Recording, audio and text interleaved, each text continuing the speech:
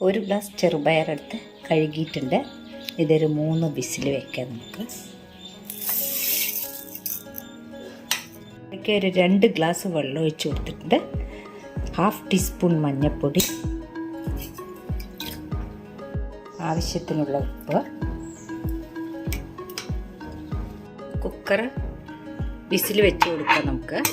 ഒരു 3-4 വിസിൽ കഴിഞ്ഞിട്ട് തുറക്കാം. ഇപ്പം 4 വിസിൽ കഴിഞ്ഞ് തുറന്നതാണ്. ചെറുപയർ അത് നല്ലപോലെ വെന്തിട്ടുണ്ട്. ചെറുപയർ നമ്മൾ ഇതിന് മുമ്പ് കറി ആക്കിയിട്ടത് എൻ്റെ വീഡിയോ കാണാത്തവരൊന്ന് കാണണേ. ഇത് പിന്നെ പെട്ടെന്ന് ചെറുപയർ ഉണ്ടാക്കാൻ വിചാരിച്ചപ്പോൾ ഒരു വീഡിയോ എടുത്തതാണ്. ഒരു 50 ഗ്രാം ചെറിയ ഉള്ളി തൊലിച്ച് വെച്ചിട്ടുണ്ട്. പിന്നെ വേണ്ടത് ഒരു 5 പച്ചമുളക്. എരിവ് നമുക്ക് ആവശ്യമനുസരിച്ചിട്ട് എടുക്കാം. 5 6 എടുക്കുക. ചെറുപയറിന് പൊതുവേ പച്ചമുളക് നന്നായിരിക്കും, മുളക് പൊടിയൊക്കെ. അപ്പോൾ ഈ ഉള്ളിയും പച്ചമുളകും ഇങ്ങനെ മുറിച്ച് വെച്ചിട്ടുണ്ട്. ഒരു പാൻ അടുപ്പത്ത് വെച്ചിട്ടുണ്ട്. അതിലേക്ക് കുറച്ച് വെളിച്ചെണ്ണയാണ് ഇതിന് ടേസ്റ്റ് ഉണ്ടാവുക. ഇതിലേക്ക് ഒരു 1/2 ടേബിൾ സ്പൂൺ കടുക് ഇട്ട് കൊടുത്തിട്ടുണ്ട്. ഇതൊക്കെ പൊട്ടിക്കഴിഞ്ഞ് അതിലേക്ക് ഈ ഉള്ളി പച്ചമുളക് ഇട്ട് കൊടുത്തിട്ടുണ്ട്.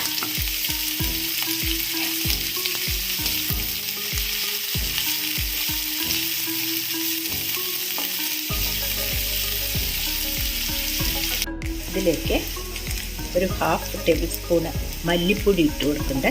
ഈ മല്ലിപ്പൊടി ഇടുന്നത് കൊണ്ട് ഇതിൻ്റെ ടേസ്റ്റിന് വേറൊരു ടേസ്റ്റാണ്.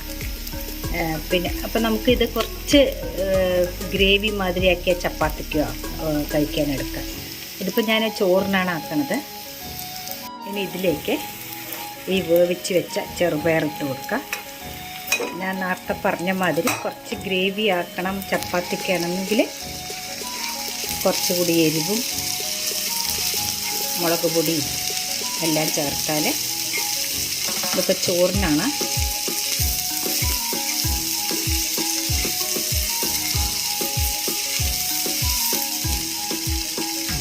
രണ്ട് കരുവേപ്പിൻ്റെ ഇല ഇട്ട് കൊടുക്കുന്നുണ്ട്.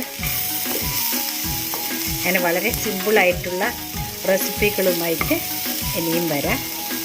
ചെറുപയർ പൊതുവേ അധികം പേർക്കും ഇഷ്ടമാവും. ഇനി വെളുത്തുള്ളി ഇഷ്ടമുള്ളവർക്ക് ഈ ഉള്ളി വറുക്കുമ്പോൾ അതിൻ്റെ കൂടെ 4 വെളുത്തുള്ളിയും ചേർത്തിട്ട് അങ്ങനെയും ചെയ്യാം കേട്ടോ.